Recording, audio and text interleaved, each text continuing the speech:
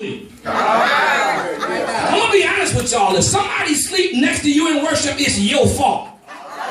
Because God been so good to you, you ought to be hollering, you ought to be bumping them until they get up and go find another seat, and then somebody ought to shout on the next seat they sit in and be making so much noise. I ain't got nobody talking back to me in here, because praise is contagious. When I was singing, some of y'all felt that. Some of y'all just started popping up and jumping up, and it jumped on everybody. And by the time I opened up my eyes, everybody was on that beat, because praise is contagious. I got a witness in here. In church, you ought to have the I can't help it. So I'm trying to sit down. I'm sorry, y'all. Every time he say something, I just think about a flashback. Something happened in my life. I was almost dead. I was shot at. Talk to me here, somebody. I was in the wrong place at the right time, and something went down and ain't had nothing to do with me. But the Lord let me escape. That's why I gotta lift my hands. That's why I gotta stand a little quiet over here. That's why I gotta raise my voice and sound the alarm when the word of God is going forth. Because when I look back over my life, God's been watching out for me. Shake somebody's hand for the first time today and tell them, neighbor, God's been watching out for me. That's my problem. That's my problem. I ain't crazy. I'm just convinced how God been good to me.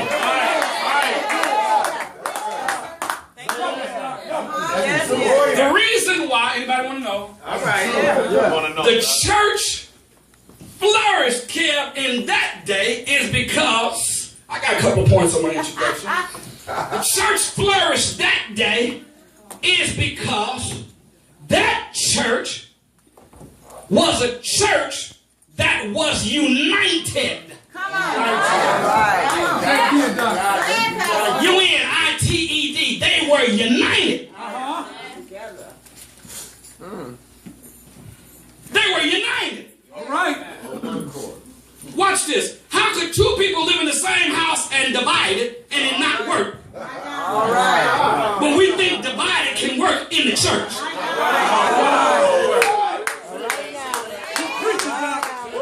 I don't have nobody hollering at me. Stay right there for a minute. They loved each other. They put up with each other's nonsense. And didn't get on Facebook and Twitter and tell it. Ain't got nobody talking to me here. They were persecuted for their faith, and many of them lost their jobs. Others were forced out of their homes. Many of them were poverty stricken, but the people inside the church didn't look at the people down, wise and otherwise. They rallied together, they sold their possessions, and they gave meat to the needs of other believers. Verse 46 says they were on one accord. Y'all still with me here? Chapter 4. Look at chapter 4, verse 32. Chapter 4, highlighted. Chapter 4, verse 32 says that they were of one heart and one soul. That's what verse 32. And the multitude of them believed were of one heart and one soul. That's chapter 2. Right. Same church in chapter 4 is the same church I'm preaching about in chapter 2. Nobody talking back to me up in here. They were on one accord. They had everything together. Watch this, y'all. They held their faith in common. All right. They weren't a gossiping church. They weren't a gossiping people. Have I got a witness in here? They stood with one another and not against one another. Now, let me say something right here, y'all. Ain't none of us straight up. Straight up. My ears plugged up. Just got off an airplane. I'm sorry, I can't hear. Ain't none of us just straight up. And you don't need to know all my business, and I don't need to know all your business. But check this out, homie. All of us got some business that we don't want nobody to know. And we don't have time to be judging somebody else because you have 2 sins less than their 10 sins.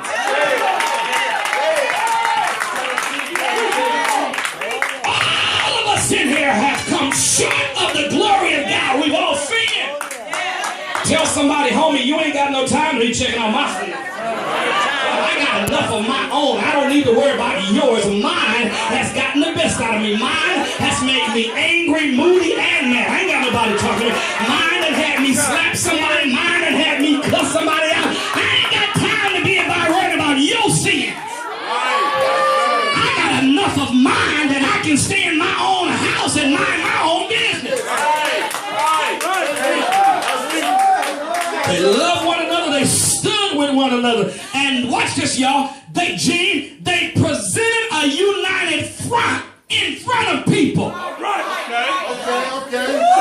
I tell y'all all the time, I don't just want people around me when I'm right. That's right.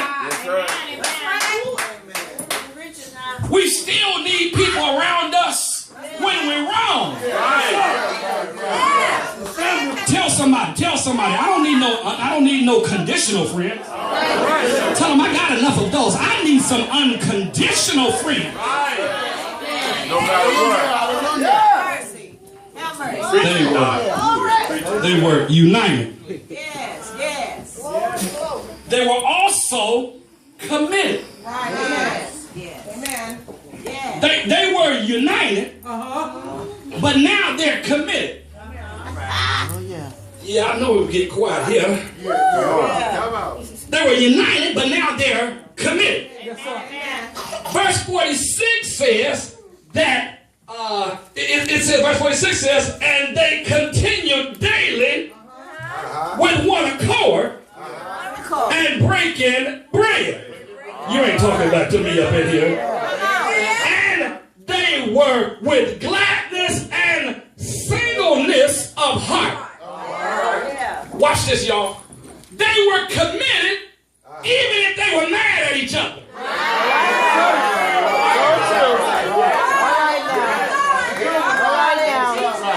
Some of y'all in here get mad at somebody and you don't even know what they're going through and they just happen to fly off on you. It doesn't necessarily mean that you've done something wrong or they've done something wrong. Come on. Y'all, with as much nonsense and rigmarole that's going on in the world, people are working and not getting enough pay. Half of the folk ain't got no health care. Ain't nobody talking about you got more money than you got money. You're mean, you're moody. Some of y'all in here, you ain't got no man. You can't mingle and you're miserable and you're in a mess. You don't know why.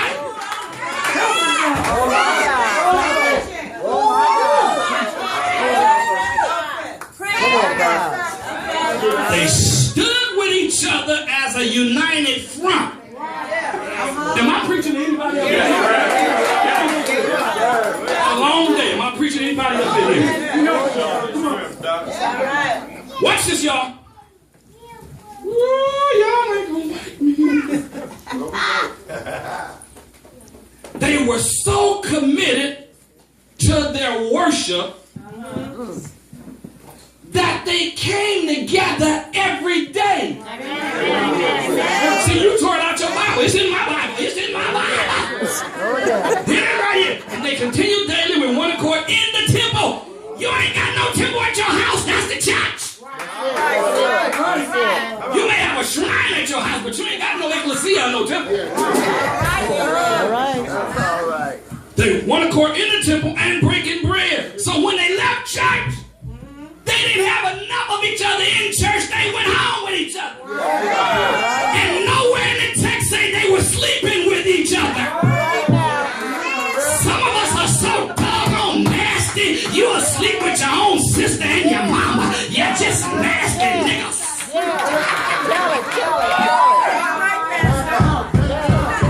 Don't you know that when we're in fellowship with each other, you don't sleep with each other. We're brothers and sisters in Christ. As a matter of fact, we're just as close as coming out the same womb because we got the same blood type J.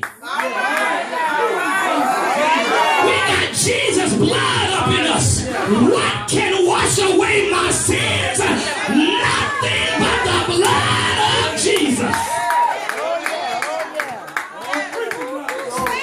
Y'all didn't like that.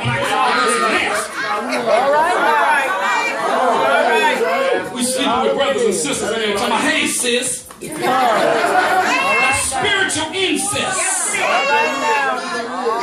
That's nasty. Ain't no nice way of putting it in. That's just unorthodox. No, I'm from 107. That's nasty, honey.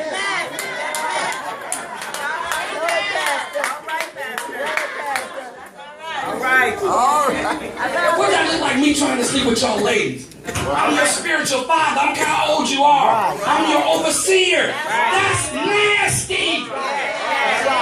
All y'all finding me in here. I don't care how young or old. Everybody's beautiful. All the men are handsome. I don't want no women or no men. Still don't want no men.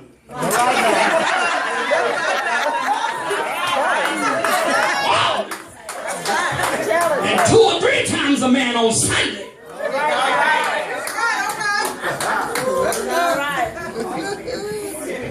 We start looking at each other like brothers and sisters in Christ. We'll start respecting each other and learn how to be there for each other when we really look at what we are in Christ Jesus. All of us in here come from the dust. All of us in here got some sins and some skeletons. Matter of fact, some of y'all do got some bones, but somebody got some cemeteries in their closet. Come on. That's why you don't go in your closet. All your stuff is on a chair right there. All I wear is just this right here. If you open up that closet, bones falling everywhere. Oh, y'all don't like me today. They went to church every day, y'all. That's commitment. Oh, yeah. Again, we don't look nothing like the Church of Acts chapter 2. Did y'all hear me preaching here? This is about as far as I'm getting y'all. Because y'all got tired of me for this Sunday. Come on. They were committed. Even though they had to face persecution, anti-vow, and hatred. See, y'all, when you're making a difference in somebody's life, you will be hated.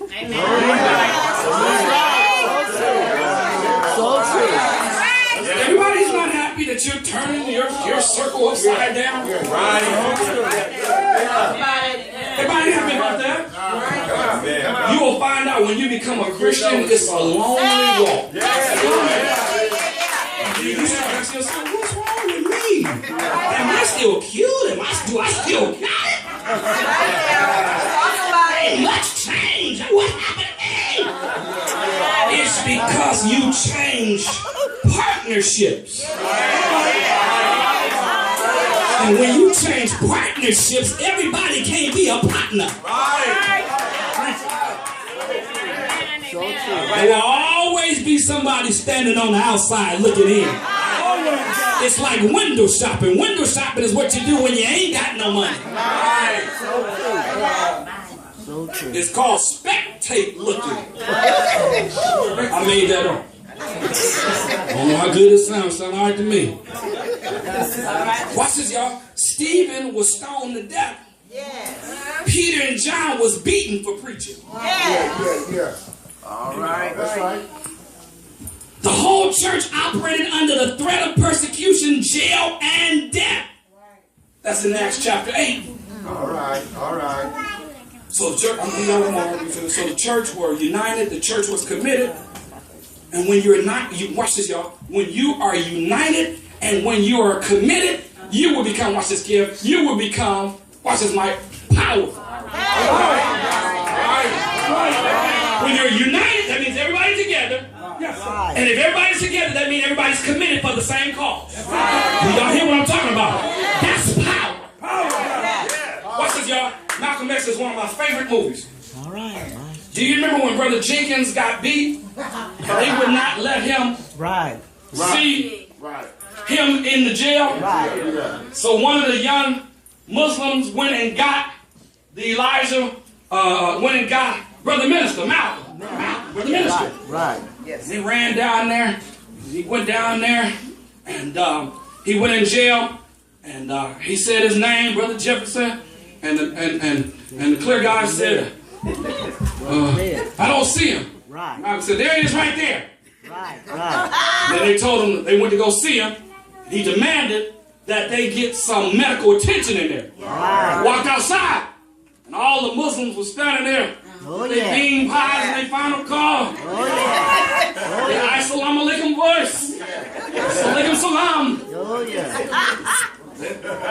Mr. Clear Guy said, that's too much power. All right. Malcolm said, Right. All right. wow. And they marched off. Watch this, y'all. They didn't like it because the Nation of Islam were united. And they were on one accord. They were there to see Brother Jefferson get some medical attention. And when they went outside, they saw how powerful they were. Watch this, y'all. When people see how powerful you are, they'll do everything they can to destroy it. So what they'll do is, this is what clear people have been doing for a long time. They'll pay people in the circle to sell you out. And doggone it, your own brother, sister, your mama, your daddy, your closest friend, your homies, your partners, your shorties, the hood rats, the homies from the hood will sell you out for some Snickers and some Kit Kats.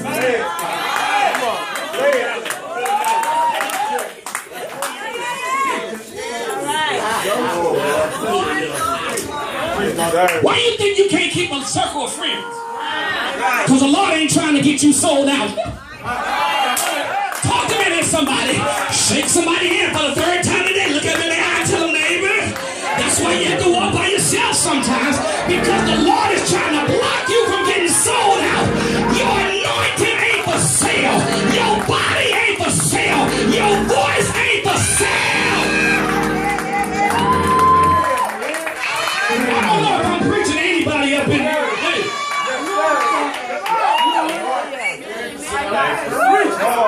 Tell somebody I ain't for sale. I cost too much. You can't afford me. Even if you could afford me, that still ain't enough.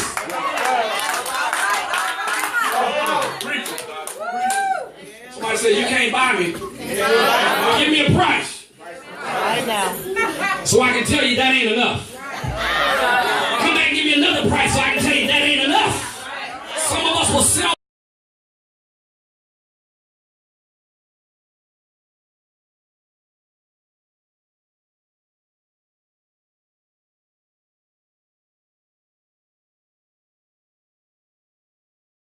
house on a helicopter to go to his ranch in some nowhere, Texas. Got off a helicopter with security all around him and looked in the mirror and said, I did a good job. He messed this world up in 8 years, and in the first year, the